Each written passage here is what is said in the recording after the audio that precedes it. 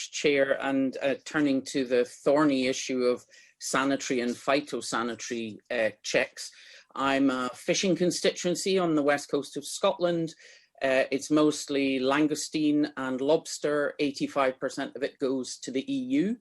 And the fish harbour is in the small town I live in, and the boats are tied up. They have not managed to successfully export anything since the beginning of the year, as far as I'm aware, because it's gone from loading up at midnight and delivering the next day to taking about 3 days. So it does come to all of this bureaucracy. So, I mean, at the moment, prices have crashed, boats are tied up. I mean, there's real concern. And of course, we export to NI. And as you said, it's almost the same problems there. And the threat to our onshore industry is that on the East Coast, we're having big boats taking fish directly to Denmark, and some of my fleet talking about registering their boats in NI. And obviously that would kill our onshore industry. So, you know, how could we mitigate this? What are the things that need to be done going forward? And it seems to be particularly around the export health certificates. So the issue of environmental health officers and vets. I know that actually something like 95% of the abattoir and, you know, certification vets are EU citizens. So that may become more of a challenge. But how do we get more of them? How do we get it smoother?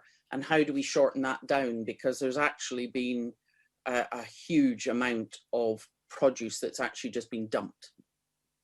If I start with you, Ian, and then Andrew, I'm not sure if it applies to you, Stephen, but let me know if there's anything you want to comment on.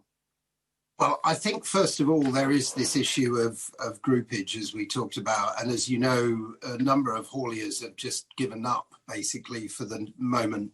I don't know that really. Yes, but they have stopped. They have just told the local companies, you know, there's no point, don't bring us anything, stop fishing. Yeah, well, I think it's true that the three major players who move these kinds of products have all basically taken that view in one form or another. Now that may be a temporary thing while they get to grips with the level of the bureaucracy. And I go back again, rather like Andrew, sounding like a stuck record. If anybody knows what they are now, Andrew, that had we had longer to practice the bureaucracy, many of these issues would not have occurred, and that was the point of the transition period. And it having the deal, you know, so late is really, really challenging. So the first thing is, it may be that some of this stuff can be assayed by speedier use of the bureaucracy, and it may be that can be solved. And we have to find some kind of easement in the interim. The second thing is that you do need, in these sorts of cases, a positive will on both sides to resolve these problems. And I am one of those who regards the European Union as a hugely successful adventure, just to be very clear. But I do think the Commission has behaved in a way in some of these negotiations, and in the last few weeks, in some ways, in a way that doesn't most aid itself and its own image. I think a practical engagement would be a good thing. Now, I believe that is beginning to happen. I think we've seen some signs of improvement in those conversations. And of course, they're going to defend the interests of their members, and we decided not to be a member. Them is the facts. But we now need to have a positive will on both sides to resolve some of these issues. And it is doing nobody any good. It won't do European consumers any good to be denied access to, fantastic langoustine or other seafood products. So I think there's an area there to be addressed. And then the third thing I think we need to do is take a producer view.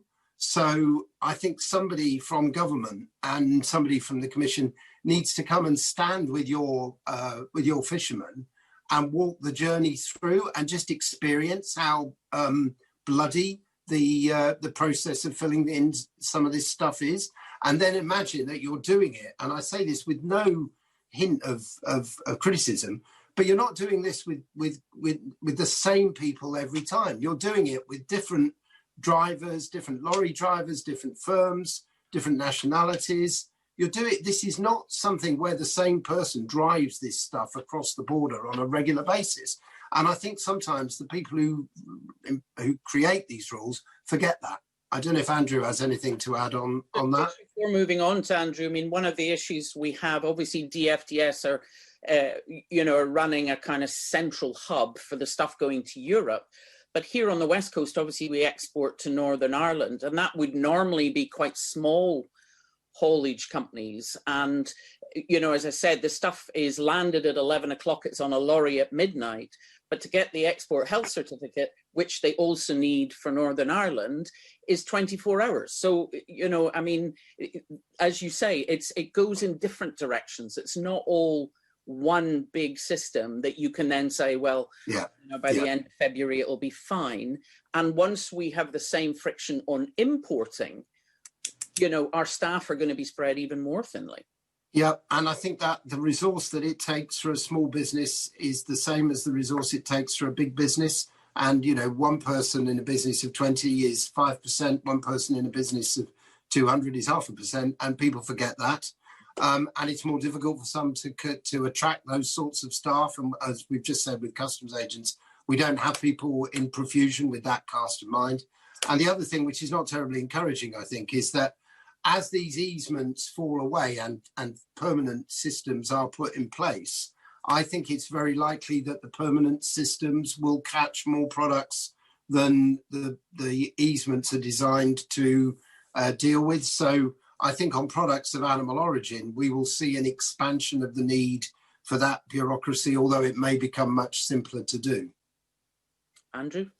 Yeah, just adding to that. I think the biggest difference that could be made would be on the notification for us, at least. Yeah. So not requiring 24-hour notification of consignments to go. I was really encouraged. There was a piece in one of the Irish papers yesterday which suggested the Irish government is actually looking at that to reduce that period. And they can do that, as long as they can show a risk-based approach to it, to the Commission. So I really hope there's more flexibility, that you're not trying to send things 24 hours ahead and knowing what's going to be on the consignment.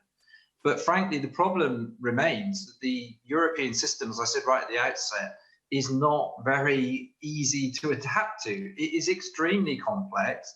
It treats every consignment as if it's the first time you've sent it to that country. So there's no real recognition of a kind of a trusted trader approach, or the fact that these companies are traceable products that they're using every day and sending to the same consumers every day. There's very little in it that actually allows you. And if you go into composite products, so, sending a lasagna from Great Britain to the Republic of Ireland is so complicated. You have to have authorization going up through the chain. The vet at the end has to sign it off, and he has to see all the authorization. Now, the government has tried really hard. It's introduced a certification scheme that can take away one level of the bureaucracy there, but even that needs to be renewed every month.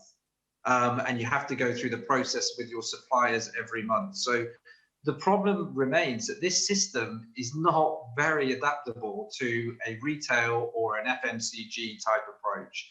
It's just not designed for our kind of supply chains.